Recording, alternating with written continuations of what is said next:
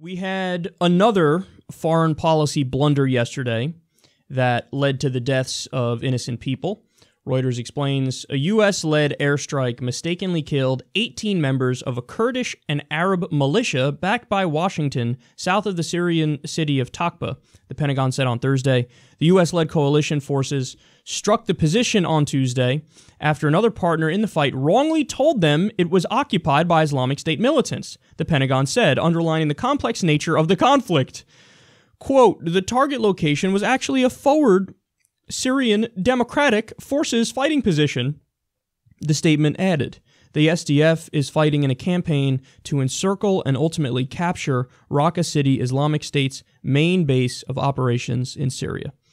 So it's nice to know that this is how life and death decisions are being made.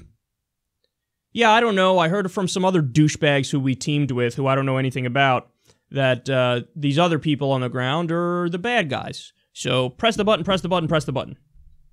That's how they make these decisions. And it's been this bad for a while. Like, people tend to believe, it's so naive to think, oh yeah, you know, U.S. military, we're so high-tech that we make 100% sure before we do anything and we're getting the right people. That's how it works. You know, we can have a laser-guided missile hit a spot that's the size of a dime and only take out the right people. I mean, just look at what we know about drone strikes, for example. We know that there's a bunch of different kinds of drone strikes. There's personality strikes, where that's the one where they say, oh, we know who we're taking out and we're going to go after them. Then there's signature strikes where they go, not so sure we know who we're killing, but go ahead and do it. Then there's double taps. You attack, and then you go back around, and then you take out the first responders. That's a terrorist tactic. And again, so to them, like, what constitutes evidence of we got him? Like, we know we're getting the right person.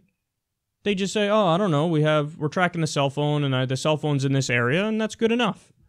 Do you know if there's maybe women and children around the person? And are you, well, still personality strike, we know well enough. And those are the best examples. Again, some of the other strikes are, we think, I don't know, go ahead. And now in Syria, we're going, I don't know, some jackasses who we don't know well told us that those are the bad guys. Press the button. Do. This is how life and death decisions are made. Again, it reminds me of the expose. I couldn't believe this wasn't a bigger story. But there was a story about how former drone operators came out and they're like, look, man, I got to keep it real. I have PTSD. I've done horrible things, and I'll never be able to forgive myself. Because they say the culture of the drone strikes was a bunch of people, oftentimes drunk, sometimes drunk and high on coke, who they treated it like a video game. And even when they saw little kids, they'd say, yeah, press the button anyway. It's a fun-sized terrorist. I'm not kidding. That's a direct quote. Somebody would say, it's a fun-sized terrorist. Worth it anyway. Just kill him, and then you won't have to deal with the problem later on. Just a culture of callous indifference and not caring about massacring civilians, which is why even under Obama, you had a 90%, civilian death rate with the drones, which is crazy. And now under Trump, he even loosened the rules of engagement. Now, in Syria, it's a particularly comical scenario because, as we've discussed before, you have Pentagon armed and backed militias fighting CIA armed and backed militias, which means we're on both sides of the same goddamn war. You know, that seems like a waste of money and resources to me. That also seems deeply immoral and unethical to me. How can we just sit here and let that happen as our infrastructure gets a grade of D+, and people in Flint don't have clean water, and half the country makes $30,000 a year or less?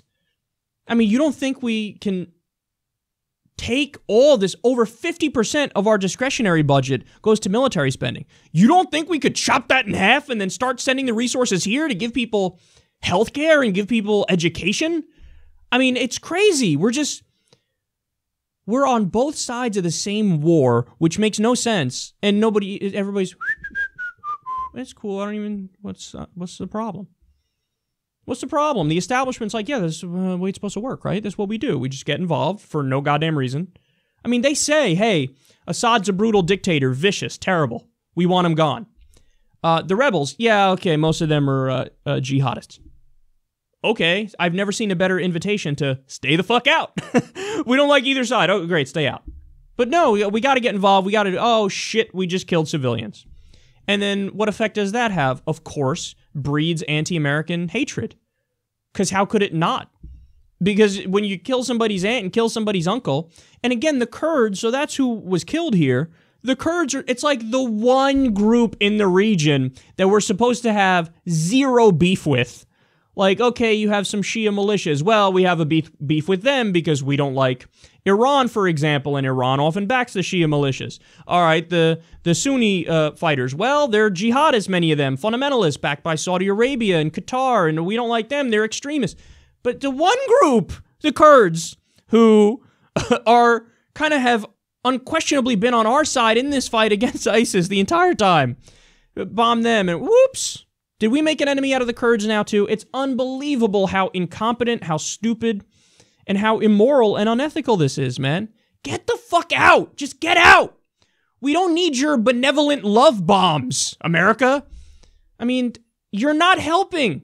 You're not, the war on terror, the idea, we got to limit or eliminate the number of terrorists in the world after 9/11.